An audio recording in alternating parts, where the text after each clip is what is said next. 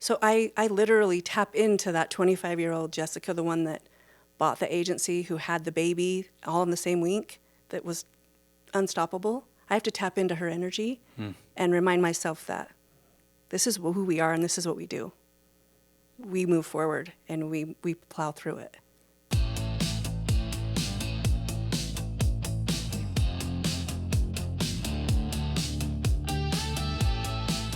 Okay, well, welcome to our podcast today. I decided I wanted to create a podcast and talk about business. And knowing from my business experience, some of the ups and downs I've had, I gave this podcast a name, and I'm calling it Bootstraps and Battle Scars. Perfect name. I feel like Bootstraps and Battle Scars just represents what business is all about. Like you and I both, we've known each other a long time, and you and I both have started from zero and built our way up. And I think, when you think of bootstrapping and battle scars, I think it resonates a little bit. So part of this podcast, the idea of this podcast is I kind of explain it this way. It's by entrepreneurs and it's for entrepreneurs. Because I know when I was a young business person starting out, trying to make my way, it always helped me to hear other people's stories. I'd read books. I would listen to cassette tapes. Oh, yeah.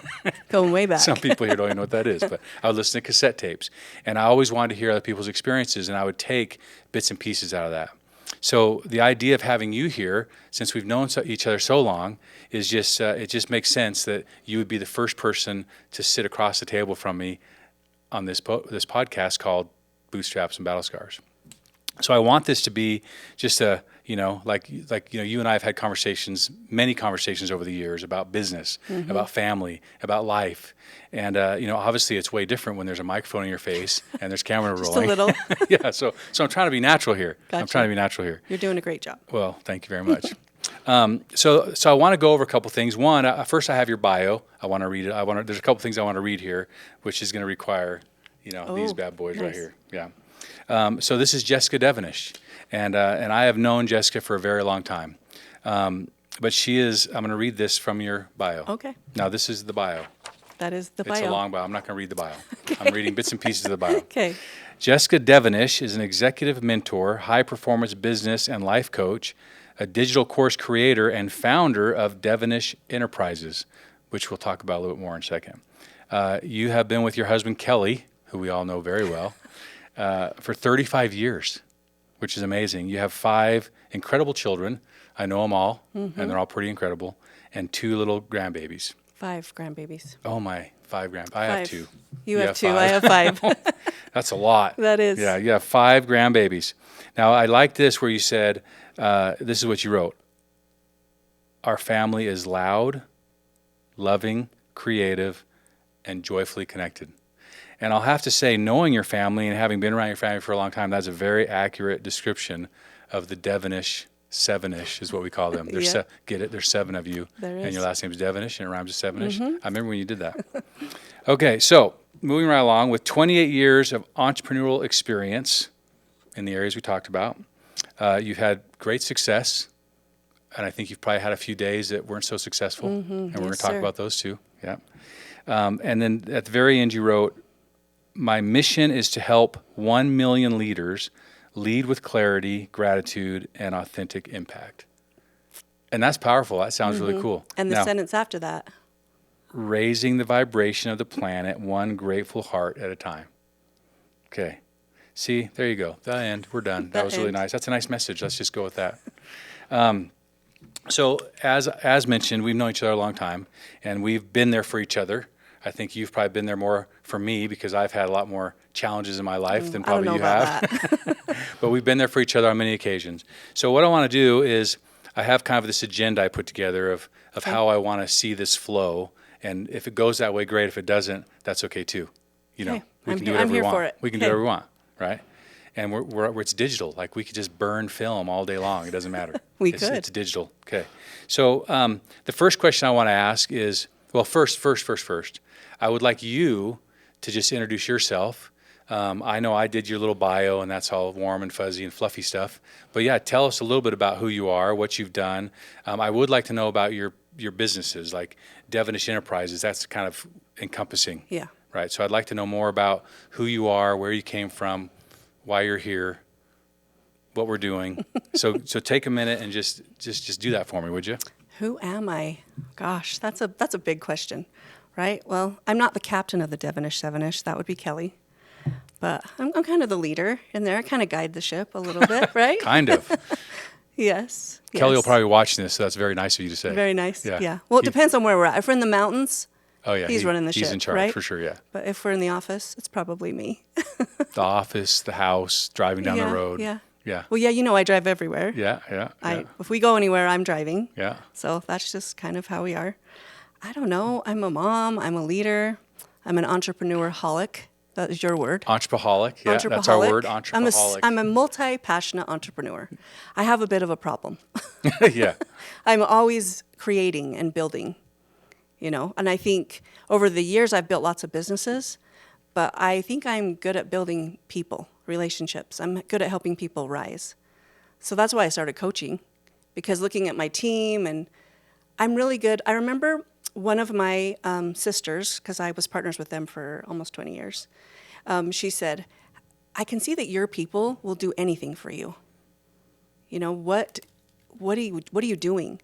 And I don't even know if I knew what I was doing at that time, right? I was 25 years old when I started my first company. In fact, I want to talk about that. Like, I want to go back and talk about the sisters. You just mentioned your sisters, but your family, the family business was a very strong, that was a thing back in the day. So I'd like you to go back and tell me about this whole family business situation, because, a lot of people try family businesses and it's tough. Yeah. And when you and I first kind of met each other and we were running around in similar business circles, everyone knew about your family and the family business and how everyone was involved.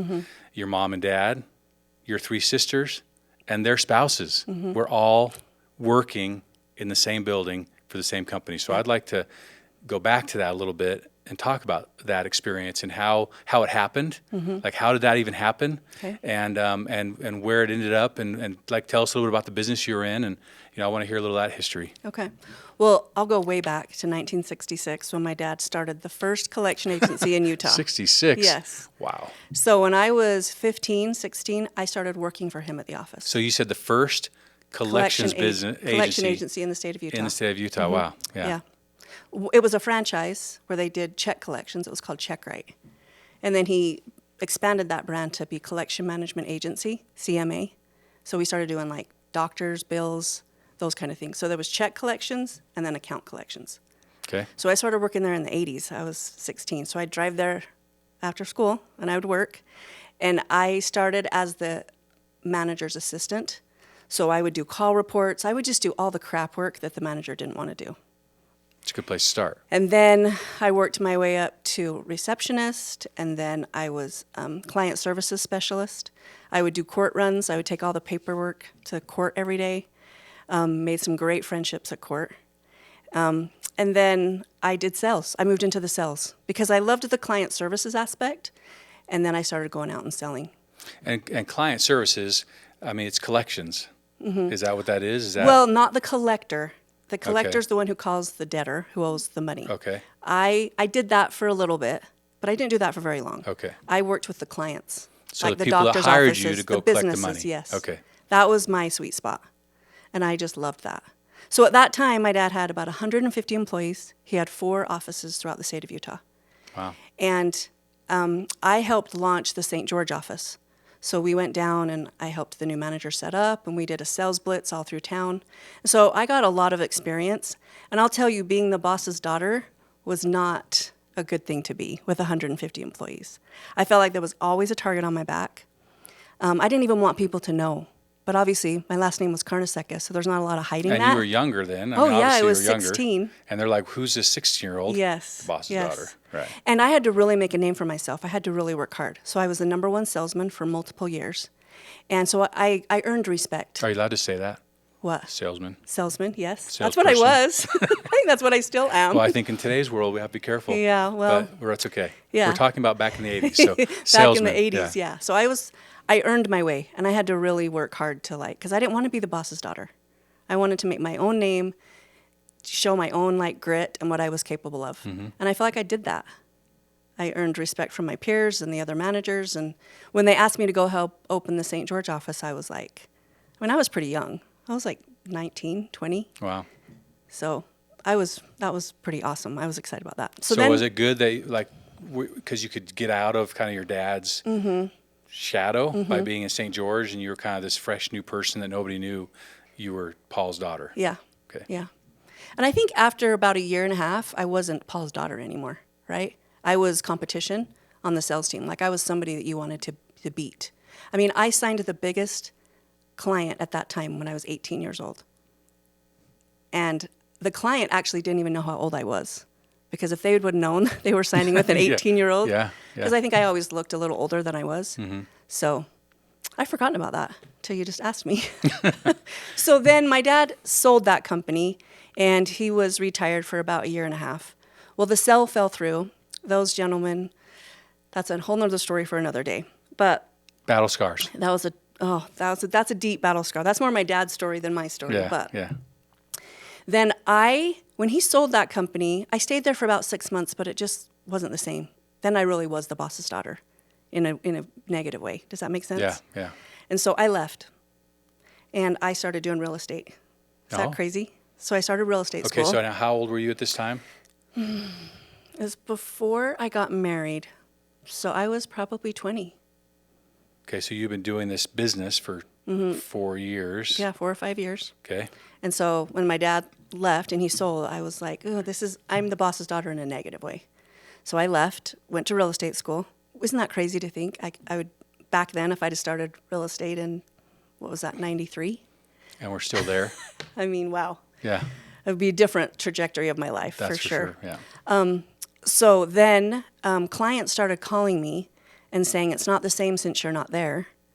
Our customer service isn't the same. I don't know what to do. But there's nothing. I tried to talk to them and say, hey, Chris called and he's not happy. Nobody's taking care of him. But they didn't appreciate that feedback. That was not well received. Yeah. I can And imagine. the calls kept coming. And so I literally went to my dad and I said, let's start a collection agency again from zero. So I would go out. I quit real estate school, which I probably should have kept doing at the same time, but I didn't. I would go out during the day and sign the clients, and then in the evenings, I would make the collection calls. Because back in the day we had telephones that had cords attached to them. Yeah, yeah. So it's not like you're out and about making calls. Right. Oh no, you go out, And then you come back, Yeah. and you then make you the get phone on the calls. phone and call the Yeah. people. So it was literally a one-man show. My dad was my mentor. He taught me, I mean, I knew what the contracts needed to look like. But I didn't have software. I mean, it was literally like all handwritten. Wow. And I started that. And so we had the connections with attorneys, and so I just reached out to people that I had laid the groundwork with before. And I think Provo City was one of my first clients because they were one of the ones that called me. And so that's literally how we started. So what was the time frame? Your dad sold the business, and then you started. What was that? How big of a gap was that? It's about, in 97 was when we purchased, so I did that for about a year and a half, 2 years. I mean, now we were fumbling our way through it. It was really tight. It was really But rough. there wasn't any non-competes, No, none of that. so you could go do this. They probably didn't like that you were doing this, Yeah. because you're probably taking Yeah. a lot of those But customers. I don't think they saw me as a threat at that time. 'Cause they were I'm a big one-man and- show, right? yeah. They're huge. Gotcha. So I don't think they didn't even care what I was doing. But then they started paying attention because I was taking clients. And so then we found this collection agency that was for sale. And it was in Orem on the Provo-Orem Hill. And come to find out, this gentleman had mirrored his logo, his entire company, from my dad's business, collection management agency. His logo looked almost exactly like my dad's. So he was Original competition? logo. Well, he was Or small he- enough that I didn't even know who they were. It was called Intermountain Collection Agency. And he was looking for a partner. And when he needed the legal side. So what happens when you have debt, people don't always just pay willingly, so you have to sue them. So there's lots of lawsuits that happen. And he didn't know how to do the legal part. And so we ran into him, a friend of a friend connected us. And so I went in, we partnered. So I say I bought a collection agency in 1997. It was actually the same week that my first daughter was born. Oh, really? So Kelly started his construction business. Yeah. I bought a collection agency and I had a baby in the same week. Wow, that was a good week. It was hell. Yeah. I took 4 days off when I had my first child. Wow.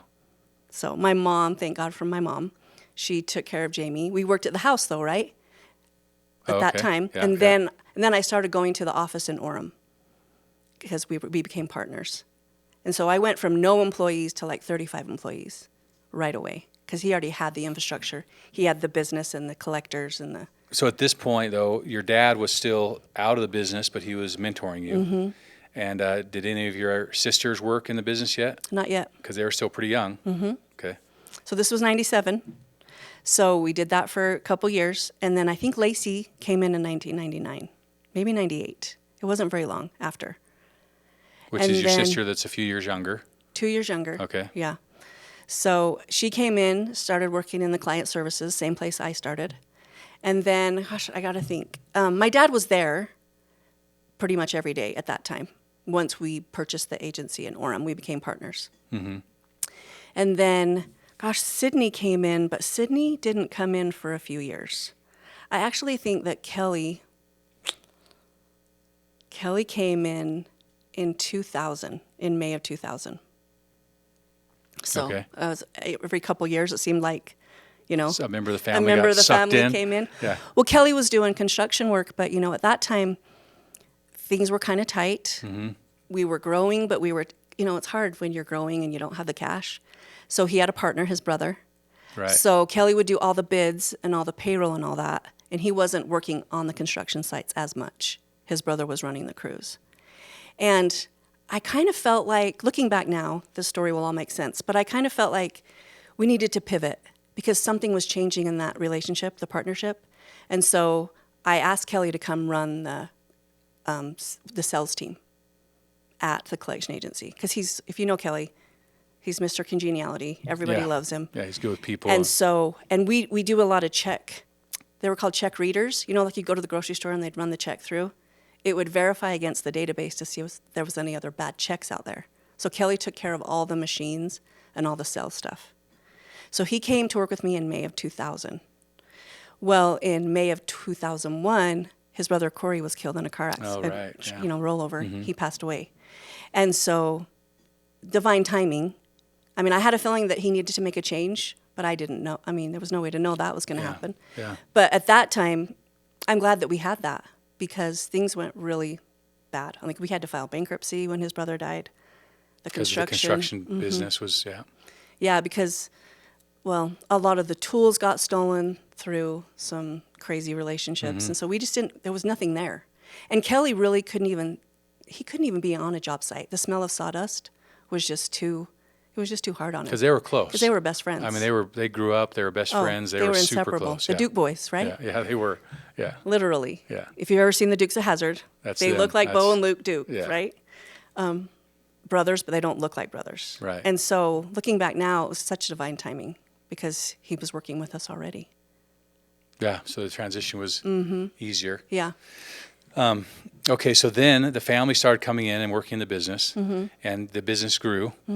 Now, this is about time, I think I met you guys in 2005 or 6. By that time, we'd already moved to the East Bay office. Right. Right. So we moved there in 2002. So then my mom came to work for us, and then, gosh, I think Sydney's husband came to work for us. He was doing the machines and all that with Kelly. And then Brett came on, Lacey's husband. Gosh, it was a lot of years And he was like later. IT guy, He's right? IT. Yeah. Yeah. In fact, I met your mom first Okay. because we were doing those little business networking events all over Provo. Yep. And your mom would go to those. And I remember I got to know your mom, and we started talking, and she lived in Mapleton, and I lived in Mapleton, and then, we connected the dots. Yeah. So your mom was actually the very first carne seca that I met. And then I went hunting, And then you met Kelly. and I met your Kelly, who's the hunter. Yeah. Yeah. So that's when it all started, our relationship. Yeah. That's cool. So yeah, that's how a little pieces at a time everybody came on, Yeah, yeah. So okay, so then if I lob out the term bootstrapping or bootstrap, what does that mean to you? Does that resonate with you? Oh yeah. And how? Well, my first thought is like I would bootstrapping, like, I started with nothing. I went out and sold the clients during the day and went back and did the collection calls at night. Like, I wore every hat possible on nothing. Like, we had nothing to start with. Like, There was wasn't not an some influx big of cash. Investor. No. There wasn't a bunch of No. cash. It was like you just started working Mm-hmm. and building. And even when we joined the partnership with the collection agency, we didn't have an influx of cash. I had experience and know-how that he didn't have. He needed us and we needed him. He had the sales and the collection team, but he didn't have the legal. And we had the whole package because my dad and I had done it. So we needed him and they needed us. And so it was just a great partnership. How long did that partnership last? Do I know this guy? I don't think you know him. His name was Bob. He stayed Bob. there. Bob Harrison. Oh, I know Bob Harrison. You do? Yeah. Yeah. Yeah, we've talked about Bob Harrison. Okay. But years ago, he was involved in a bit thing I was doing. Mm-hmm. Bob. Yeah. It was a great partnership. I think he was a little starstruck working with Paul Carnesecca because he was well known. He was the Yeah, godfather and my dad's of collections. totally. And he's Italian. And he's so lovable, right? Yeah. Yeah, that's pretty cool. So it was a great partnership from the very beginning, honestly. Bob was great to work with. And then, honestly, other employees that were with the agency originally, a few of them started trickling into as they would leave the agency because things weren't the same. But Is that what that was called? The people that bought the original business? Mm-hmm. Was that called the agency? Well, it was called AFS. AFS. They changed the name from CMA to AFS. Are we allowed to talk about that, you think? I don't know. I know I'm like hesitant to say the name, but Right. I don't even know if they're around still. So people started leaving that and coming to well, work they for would you hear guys. that me and my dad were, so then they were unhappy, and Right. we would get phone calls. And so we would bring on salespeople, it was just, and I think that said a lot about my dad's reputation and maybe my reputation, that they were like, hey, we're not happy here, and we see what you guys are doing over here. Do you have a place for me? So we kind of grew just organically. So you start off in 97, Mm-hmm. well, before that, working out of your house, calling people at night. Yeah, Yep. that's a great So story. when I think of Bootstraps, I think of Yeah. it was Like you literally were started with nothing, Nothing. and you just made it happen. And if you made money, you put the money into the business. Mm-hmm. And in order to have business money to put into the business, you had to make it. oh yeah. Right, so that was bootstrapping. Yeah, and I had just bought a home. I left this company that I'd worked for since I was 15, right? We got married, we bought a house. Crap. This is not working out, and I quit my job. And we have a house payment, right? Right. And And a kid now, not yet. almost, but But yeah. right, Yeah. right about that time, I Yeah. got pregnant, and it was like, bootstrapping is an understatement. Right. There was nothing. And I think a lot of people think that my dad gave me a bunch of money, and that's how I got started. That is not the story. Okay, so now let's fast forward. You bootstrapped the hell out of this business. Mm-hmm. Then you got into the partnership with Bob. And then, at a certain point, you guys really became like the leaders in that industry. Mm-hmm. When I started hanging out with you guys and we were doing networking stuff together, your business was like, they were the boss, right? They knew what they were doing. Everyone knew who you were. Yeah. So tell us about where, you went from bootstrapping to what? Because you were the president, CEO of the company, and then everything kind of was built out underneath you. Yeah. So what did that look like at its peak when you were just humming along? Well, we moved to the East Bay office in 2022. No, 2002. It had a 2 in there. 2002. Yeah. And then we bought Bob out. And so Bob didn't move with us. So then the partnership became me and my family because they had been there long enough that it was like, hey, look, I want a piece of this. And so we all became partners at that time. And did they buy into the partnership, or did they? There wasn't an influx of cash. No, it was just their willingness, their desire, their know-how. And, working with family, we are all very strong women. Imagine that. You know us well enough to know, right? Yeah. And so we did that. We did that a little clunkily for a few years because we were kind of just stepping over each other's toes. And so we realized quickly that we needed to separate the company into 3 divisions. Sydney started managing operations. I continued with the sales and the account management team, and then Lacey managed legal. Oh. So it worked out. So we all Yeah. had like our division. So we knew what needed to be done, and that was the core of the team with my parents. And then, of course, our spouses. We were all owners. And then we had executive people underneath us that would run things. But that's kind of how that came to be. All 3 of us kind of. And I think I've heard, and there's business books that talk about it, but the key to success of any partnership is having defined roles. So it sounds like you did that. It sounds like you sat down and said, okay, let's define what we're doing and how we're doing it and who's in charge of that. Yeah. So that you knew that Sid was over operations, and if you had a problem with operations, you would go to Sid. Yep. And you knew that Lacey was over legal. She's perfect for that, by the way. I mean, She's an surprise, attorney surprise. now, Yeah, so now she's yeah. an attorney. Yeah, you'll have to tell that story Yeah. too. But so it sounds like that was a key to some of the success you guys had as a family, because family business. And your dad was still around. He's around. Oh, he was there every day. Yeah, Yeah, and my yeah. mom, for And sure. your mom. My dad had his office upstairs. Yeah, he was there every day. The thing I love about my dad is he was such a great mentor to me, but he allowed me to fail. He allowed me to make mistakes. I never felt like a mistake was a bad thing. Like there was always something good to come from the mistake. He always taught me that the mistake is not the most critical part. It's how you handle the mistake after. Like how do you redirect? How do you teach? How do you build from that mistake? Like this happened, and yeah, it was terrible. Sometimes, I mean, we were doing electronic check cashing, not cashing, but you call it ACH. So Yeah. nowadays, like when you do an ACH check, you get the money immediately. That was brand new. We were one of the first ones to do that. There was millions of dollars going through your account every day. If a mistake happened, it was a huge mistake. We were doing check ACHing for Safeway across the nation. So, for example, if Safeway, someone wrote a check to Safeway that bounced, then it would come to you guys. You would have a conversation. These weren't with even the, bounce checks. These were just everyday just checks. processing the We were checks. processing And electronically. back then, checks were the deal. So they'd have to take the check to the bank, and we created ACH, so it would be electronic. So so you their could speed up the deposits every day process for would them. happen. Yes, so we created that system. Wow. And we had millions of dollars going through just for Safeway. So if a mistake happened, it wasn't like, I mean, there were some many sleepless nights, right? Yeah, And yeah. that was the one part of the company I don't know the technical side, like the coding side, developing side. I mean, I could run every other bit of the company. And so the risk became so high. There was so many sleepless nights, so much stress. Because if a file ran twice by accident, oops, nobody's happy. Right. Right? Yeah. And so I felt like it was kind of out of grasp for me.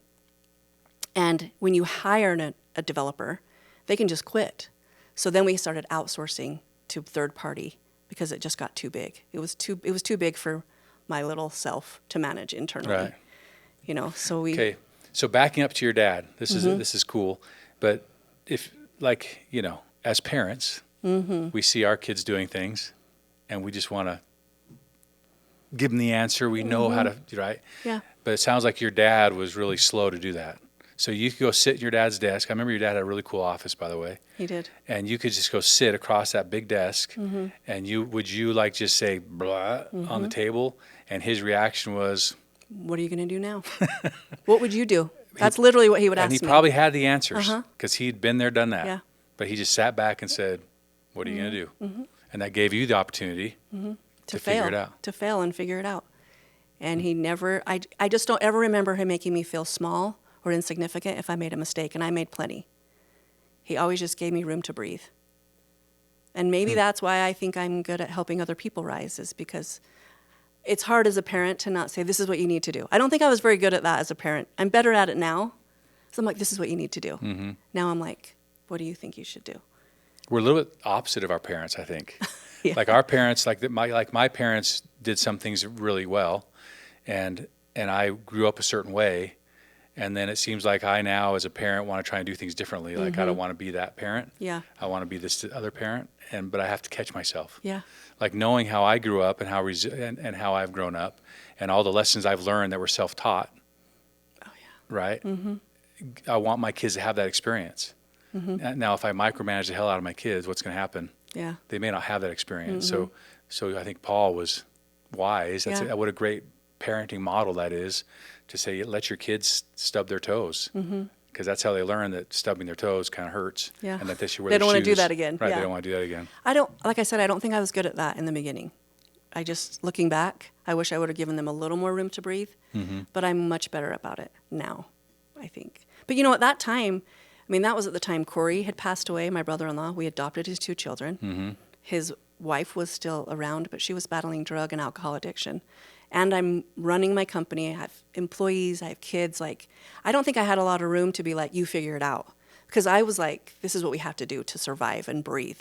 Because we were in every aspect of my life. Yeah. Okay. I mean, I was just like in control mode. Like everything was so regimented. It was the only way that I think I could. Yeah. Because I was dropping my kids off sometimes at the daycare at 7 a.m. and I was the last one to pick them up at 6 p.m. So I think I didn't do as good a job as like letting them figure it out, but I think I was just in survival mode. That's how I was breathing. Yeah. This is what we're doing Yeah. today. Yeah. But as they got older, Yeah. and I learned a little bit more, I think I'm better at kind of, what do you think you should do? Giving them a little breathing room. Right. Right. But I think I'm sure if you ask my kids, I suffocated them for a while. Yeah. And, you know, I know your kids, and you've got awesome kids.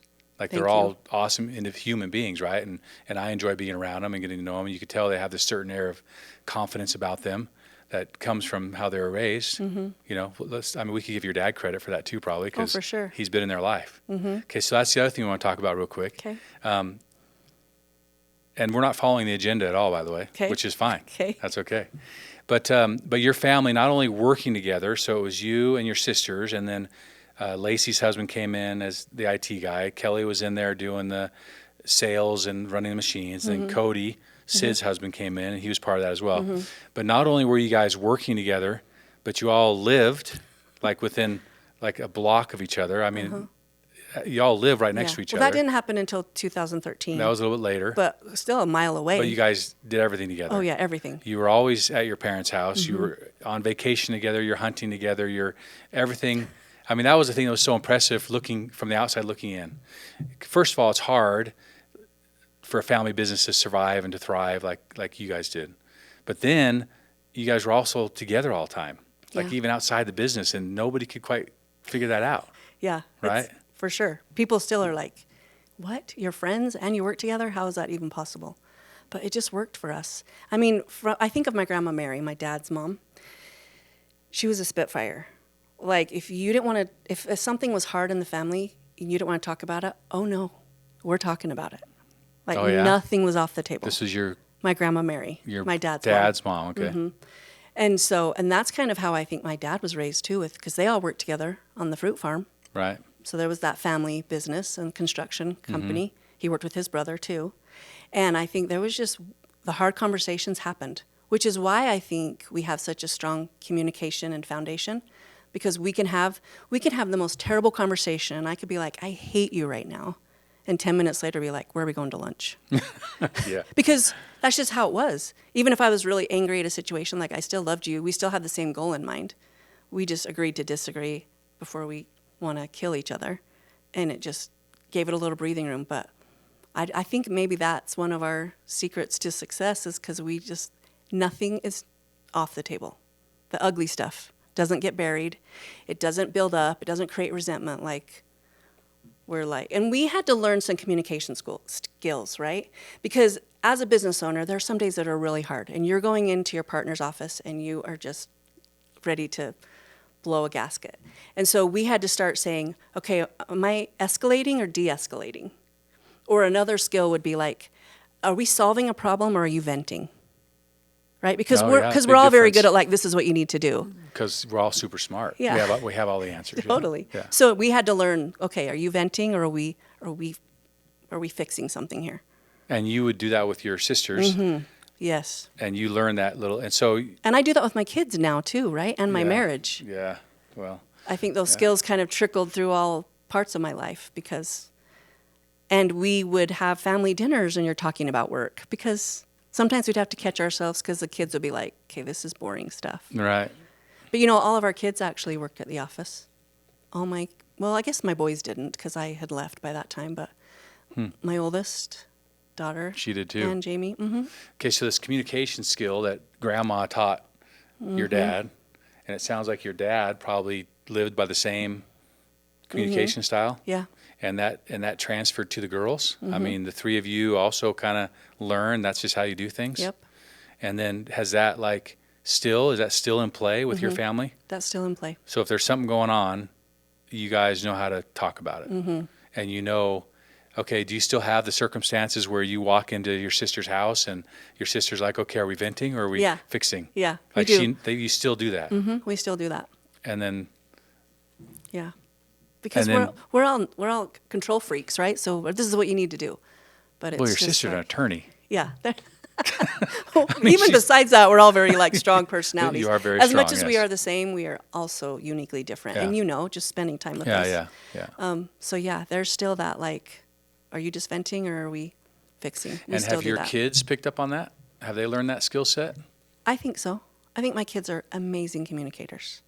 I really do. Which for kids nowadays, that's rare. Well, you That's wonder rare. sometimes if your kids are getting it right. But then I meet people, they're like, hey, I met Tristan, and wow, he's a great kid. He talks He's a to lot like adults. his dad. He really is. He's like a mini version. Oh, he is. Yes, he You is. look at pictures of Kelly when he was 22. They look alike? Oh my gosh. Do they really? You don't realize it until you look at a picture and you go, is that Kelly? Or actually, that's Tristan.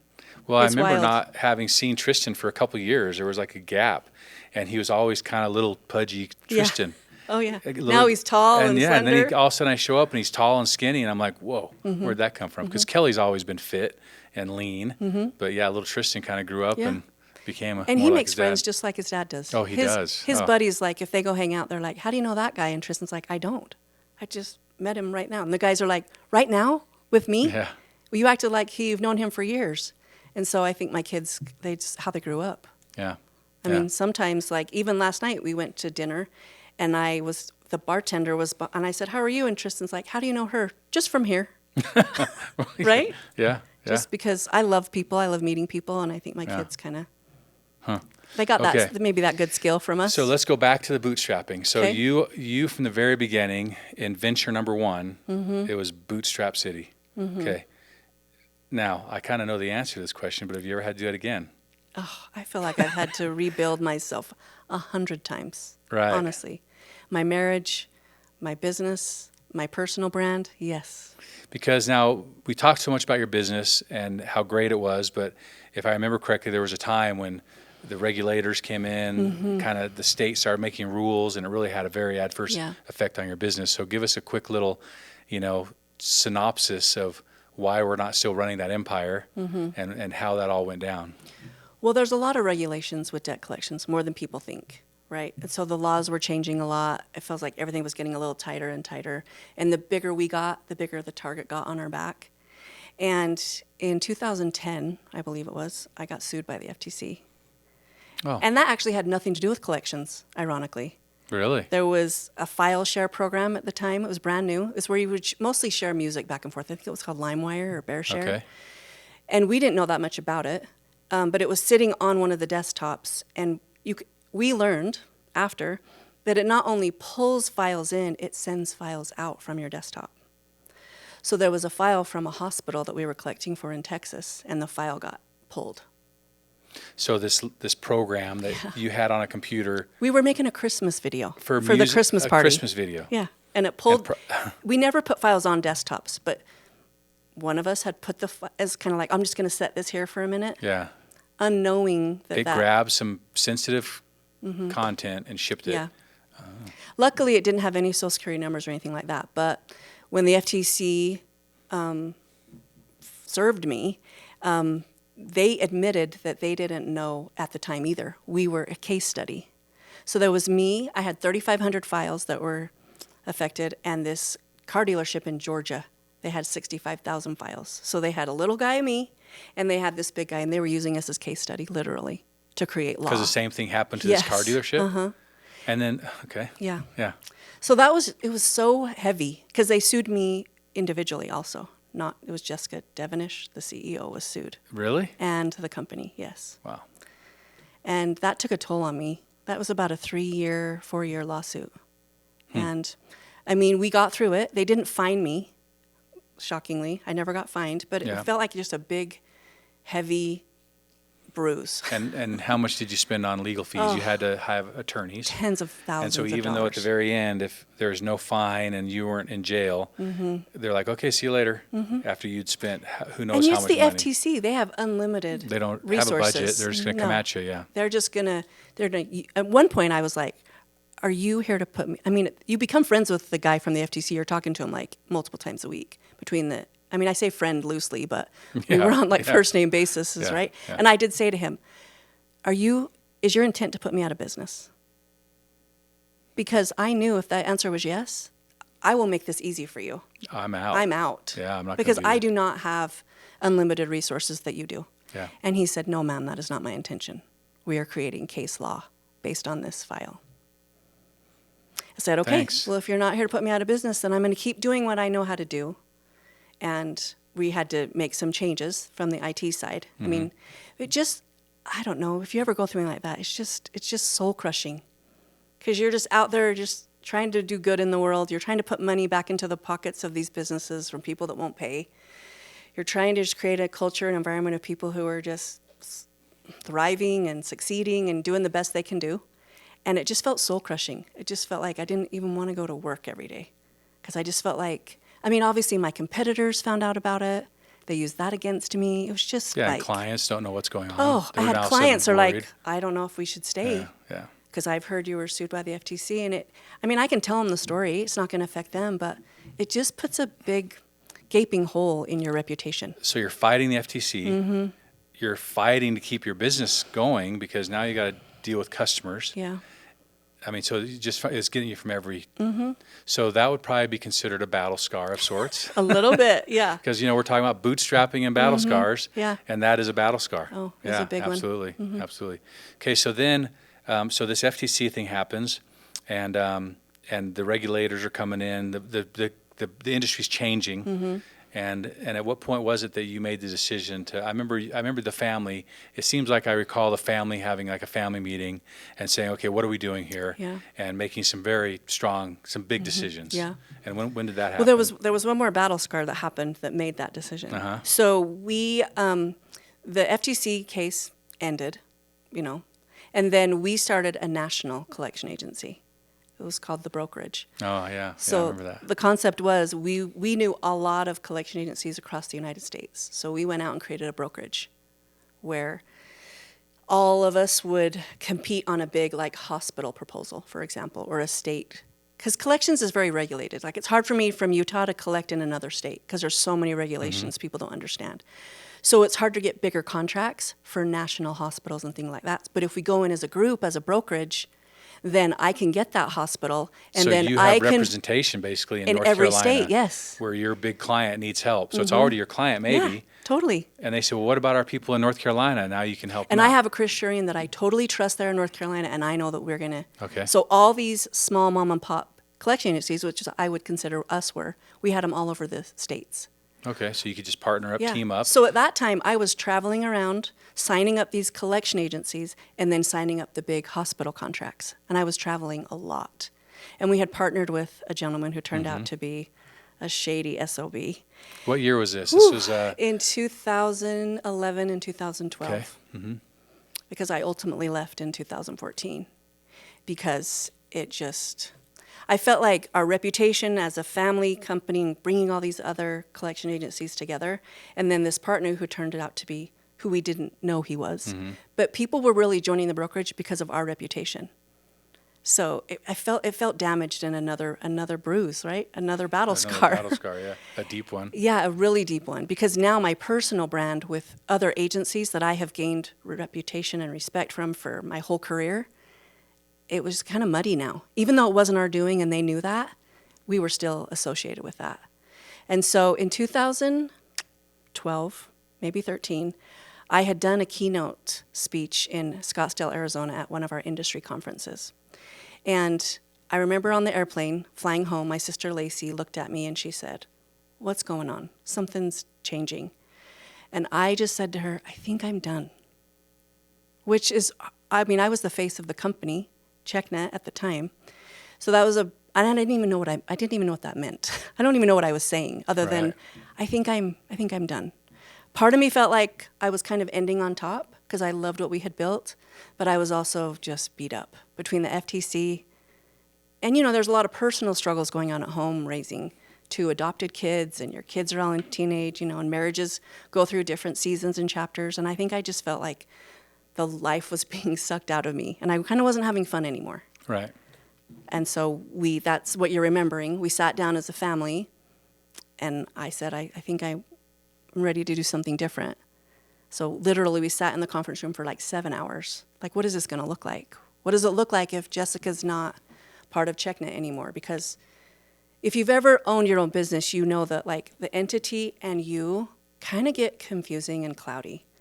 Right. And when you try to pull that away, like there's a death that happens, there's a grief that happens, and you don't even know who you are, because you are CheckNet, you are this company.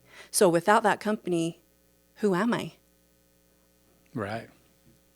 You've probably experienced that too, I think. Yeah. Right? Yeah, we've both done that, yeah. And so I think at that time I was like, I don't know, but something needs to change here. So I think it took months to finally decide. But Kelly and I took the credit card division, because I forgot to say, somewhere in that story, we started doing credit card processing. God, yeah. And so Kelly and I took the credit card division, and the rest of my family stayed with a collection agency. And then, okay, so this was in 2014? Mm-hmm. Wow, that's been 11 years ago. I know. Now, there's another part of this that's pretty cool, too, is during this whole process, you guys made a decision or felt like it would be better to have your own in-house legal. Mm-hmm. We always had. We you always had. did, But there it was was a decision different made. attorney, yeah. Yeah, where your sister, Mm-hmm. who had been in the business, working the business, you guys were all having success in the business, decided to go back to law school Yeah. and get a law degree and become like the attorney. Yep. Because we had partnered with an attorney, Mm-hmm. and those experiences also hadn't been good. And so we didn't want to get another battle scar from an attorney who wasn't who they said they were. Yeah. So we did. We sent Lacey to law school. And how long did that take her? Gosh, I don't know how, year, 3? I remember. I don't know. It It was a happening, long yeah. time. So Yeah. it was hard to take over her division and manage that division while she was going through law school. And so the plan was she was going to come back and then be the collection agency's attorney.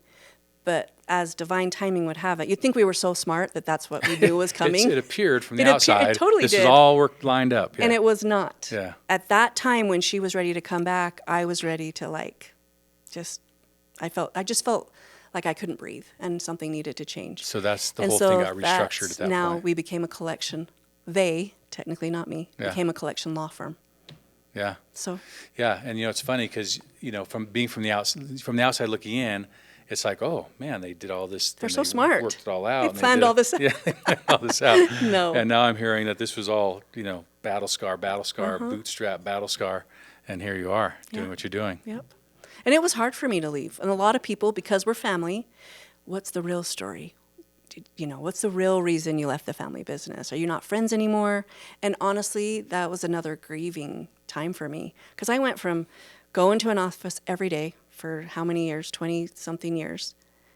75 employees, to working at my house. Thank goodness me and Kelly did it together, because it was weird. It was lonely. I felt like a fish out of water. And I still sometimes have FOMO that they work together every day. Yeah, yeah. And I don't go to the office every day. Well, and I work think, at home. and I recall, and I don't know if this is true or not, but you guys put on this great facade, but it seemed to me and people that were around that the whole CheckNet crew was just like, it was kind of a party to work there. Everyone was so close. It was the family, and even the people that worked there were kind of part of the family. And it was like this, we would go to your office once in a while when we were next door at Corporate Alliance, and it always seemed like it was just this great place. Yeah, it's an old facade. That really was. That was really how it really was. was. Right, which when is we built probably your that, fault too, right? Probably. Because you were in charge of all Yeah. that. I mean, Yeah. Sid's great, Lacey's great, but you were Yeah. the queen bee, making sure everything was happening like that, and making sure these relationships were, Yeah. and making sure people were having fun, doing personality profiles, You know it. and having Michael Cheney come All in. my woo-woo and stuff. that was you, Yeah, right? That it was was all me. you, and it worked. I mean, it when we worked. built that office, the kitchen was home base.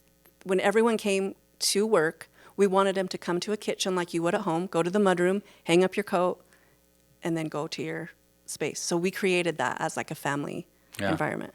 And so it wasn't a facade. That's really how it was. It's a collection agency. Well, Who that's wants the to thing work too, at a right. collection Who wants to agency? do that? Yeah. But the environment was fun. We had to make it fun. And my dad, he did that. He taught me that when I first started working for him. It was always fun. It was the same vibe, and I carried that over. And I think my sisters, they've done the same thing too since I've left. The same vibe still stands. They're still in the same office. The kitchen is home base. They're still there. Yeah, they're still there. They're still at the same place. Yeah. Yeah, yeah. And your dad, I've been around your dad a while, and he seems like the kind of leader. I mean, I've never worked for your dad, but just being around your dad, I mean, he seems like the guy that makes everyone feel good about themselves. Like I can have a conversation with your dad and I feel like he's listening to me and I'm the only thing that's important in his life during that conversation. Yeah. And I feel good about myself when I'm done talking with Paul Carnesecca. And I want to feel like I pretend like I'm special that way, but that's just who he is, right? Yeah. And is that how he was at work? I mean, he's just that guy. Yeah. People feel good about themselves when they're around Paul.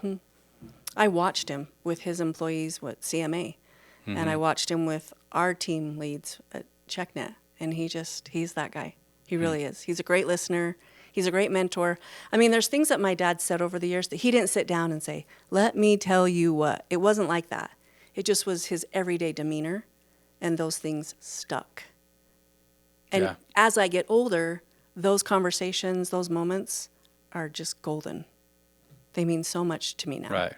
And that's why your dad is a legend. He really right? is. I mean, your dad, living in Mapleton, I mean, everyone knows who Paul Carnesecca is, and I've never heard anything negative about him, right? Just because he's got that persona, and he's a cowboy. He's like the old cowboy, you know. He just looks like a cowboy. He acts like a cowboy, but he's one of the most genuine guys you'll ever meet. He really is. So that rubbed off on some of his kids. Yeah. And some of the grandkids. I mean, the grandkids have kind of got that ability too. You know? I think they all do, yeah. And it's kind of just how we were raised by my parents, my grandparents, and now I'm hoping. I like to hear that. Thank you for saying that, because that's what you hope for, right? Right, yeah. When you think your kid is not doing something right and somebody's like, I met your kid and man, they're great. They're so respectful. I'm like, who? Are you sure? My kid? My kid? Yeah, I am proud of them, though. I'm proud of how they are able to articulate their feelings and communicate in their relationships and their jobs. And I've watched my married children teach their new spouses how to communicate. Because you have a few of those that came from other backgrounds, and they've integrated. I mean... And my kids are like, it's weird that their family doesn't... This problem's happening, but nobody's talking about it. They do not relate to that. Because that's not how they were raised. That's not how our house is. That's not how our family dynamic is at all. If there's a problem, we sit down and say, this is a problem. And they are like, people don't do that, Mom. I'm like, no, they don't. They don't. Adults don't do that. No, they don't. No, people don't do that. They don't understand it. So yeah, my kids have adopted that naturally. So that makes me proud. Okay, so we've talked about the bootstraps, which you are far too familiar with. You've shared a few battle scars, right? So my question is, as we're winding down, well, I've got a couple wrap-up questions. Okay, number one question is still the number one question that hasn't come to my brain yet. There's like a bunch of questions that are all culminating in one. But Gotcha. Okay, so you're sitting across the table from the young Jessica Devenish, Jessica Carnesecca, okay? Yep. And she's 16 years old, 20 years old. She's getting ready to embark on whatever she's going to embark on. What are you going to tell her? Like, what are you going to tell her from all the knowledge you have and from all the experience you have? What are you going to tell this young go-getter, the oldest daughter of Paul Carnesecca? What are you going to tell her? Gosh, I don't know. That's a big question. My first thought is, like, no matter how hard it gets, it's going to be okay. It is. Because this Jessica today had no idea the wounds, the beatings, the battle scars that were coming. You know, I often have to tap into the 25-year-old Jessica because she was unstoppable. Right. Nothing scared her. She didn't even know to be scared. She didn't even know that those terrible things could or would happen. Like, so my 52-year-old self, sometimes I'm like, I don't know if I should do that because those experiences, they paralyze me sometimes. So I literally tap into that 25-year-old Jessica, the one that bought the agency, who had the baby all in the same week, that was unstoppable. I have to tap into her energy and remind myself that this is who we are and this is what we do. We move forward and we plow through it. So no matter how awesome all these life experiences you've had have been, they've also had a lasting effect on who you are. And I felt the same thing. Yeah. Like I think back at the young Chris who just was like, right, and could do anything, and didn't know, just did. And now I totally relate to what you just said. I totally get that. Totally get that. For sure. Okay, so your message to your young Jessica is just go for it. And it's going to hurt. And everything's going to be okay. But it's going to be okay. Okay. You're gonna survive it. Yeah. Even though you don't think you are in the moment, in the middle of it.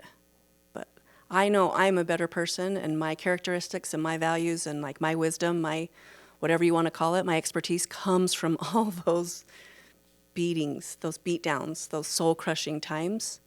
They didn't come from the easy times. They didn't come when things were going great. We like those times. And I've had times, some but- great times, right? I mean, when we signed up Safeway, or if we got, I mean, some of those clients, they were amazing. They were awesome. Right. But those are not the times that like developed my character and my like ability to plow forward and know that I can do it. Right. Even if all the signs say, I don't know. I don't know. Yeah. I think I'm a little better at like, is this filling in flow than I used to be? Right. But even if it's not even if it feels a little clunky, I still am like, we're gonna do it. Especially, if you can't stop thinking about the idea, you got to do it. That is take it. entrepreneurism. Yes. Entrepreneurism. Ism, yes. Yeah, that's what we tell ourselves. But it's a good idea. I can't can't not not think do about it. it. Yeah. Yeah. Okay, so that question that was an awesome answer, by the way.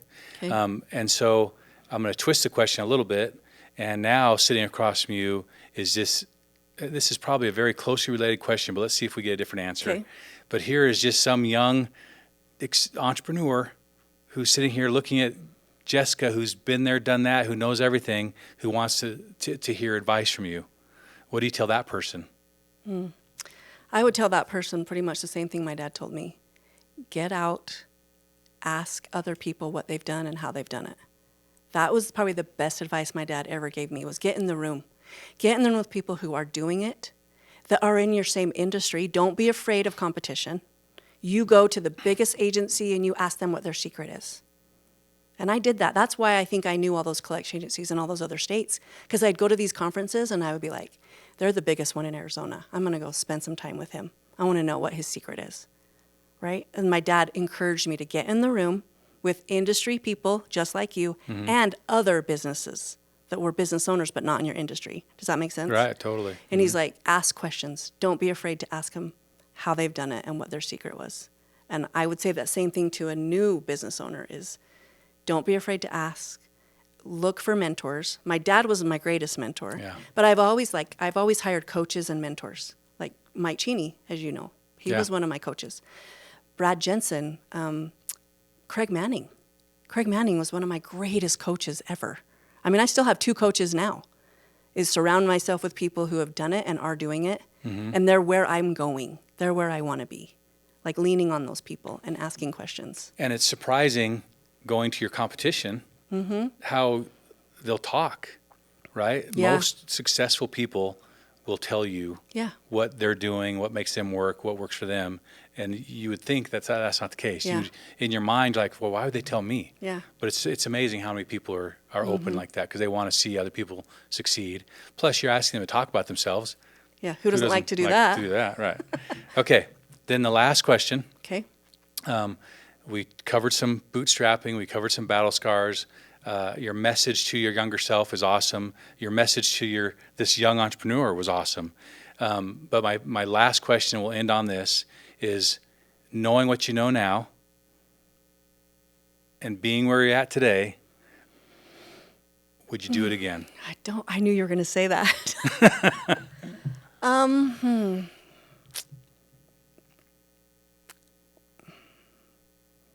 Probably yes.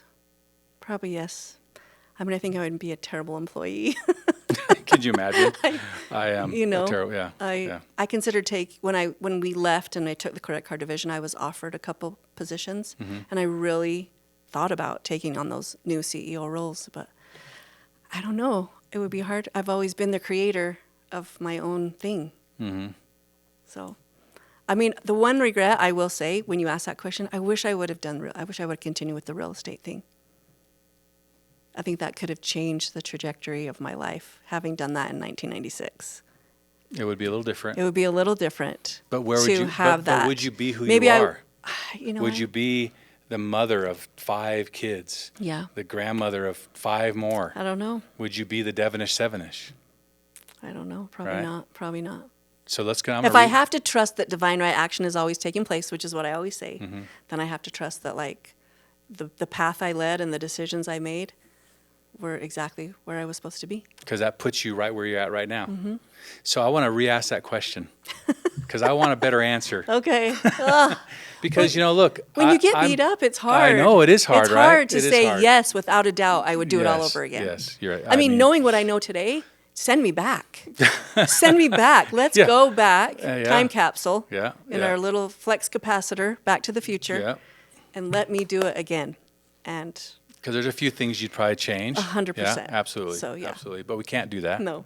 But And I think, and this may not make our little podcast, maybe it will, but the idea of this podcast is by entrepreneurs for entrepreneurs, right? So in my mind, I want to encourage these young people or anybody who's struggling a little bit. Like I've been an entrepreneur for 40-ish years, and it's been hard. There's been hard, but there's been great.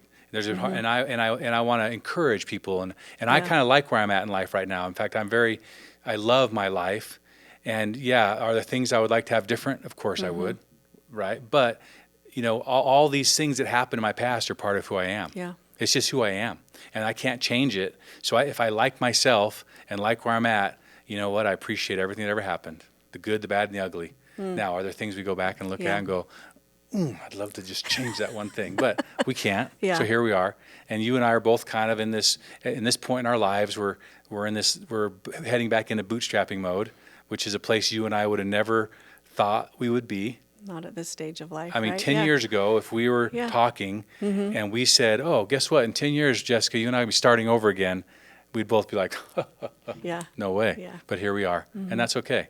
So let's do like a rehash on that question, right? That's true. You're right. Right. I probably wouldn't change anything because I love being creative. I love coming up with new things and deciding what's next for me. So you're probably right. There's a certain amount of fun in that. Yeah, there is. Like we're not going to go sit and do nothing. Yeah. I'm having a blast right now, coaching and writing courses and deciding I change entrepreneurs and business leaders' lives every time I work with them. And you've So- got 1 million people. I read that. That I need to get right, my so you're- message out to. You've probably got another 999,000 Something, to go. yeah, Right. yeah. So that's exciting. Like you have these great goals and ambitions, and how exciting is that to have this vision for where you're going to go, and how many lives are you going to touch? Keep touching. The Carnesecas have touched a lot of lives. Thank you. They've called a lot of people and collected money. There's that too. There's a touch. Yeah. But the family has touched a lot of lives. You have touched a lot of lives personally. You've been an important part of my life. Like when I went through one of my large battle scar moments in my personal life, who was there for me? It was you and your family. And you guys took me in with open arms. And man, that was such an important part of my life that I'll never forget. So you have affected lives. So maybe start going backwards and counting lives, and your I've million affected. number will get a little smaller. Yeah. Because that's a big number. I'll do that. That's That is, big I got a ways to go. But Yeah, I have big, I'm such an optimist. I Right. really am. Yeah. Like blue ocean mentality. Yeah, I yeah. just don't know any other way. Like to say I want to raise the vibration of the planet 1 million hearts at a time, it doesn't even feel like that far away. Like it's what I'm here to do. Right. So Right. Okay. Well, Jessica Devenish, thank you very much. thank you That's for been having fun. me. We've been here for like an hour. That's good. And this is podcast numero uno. The official launch. With our well, fancy thank you. I'm microphones. honored that you even thought of me and asked me to be part of it. Well, really. thank you very much. Honestly. You're one of my dearest friends in the whole world. Thanks, Jessica. And I love to see what you're creating. This is going to be great. It's going to be fun. Okay. Thank you very much.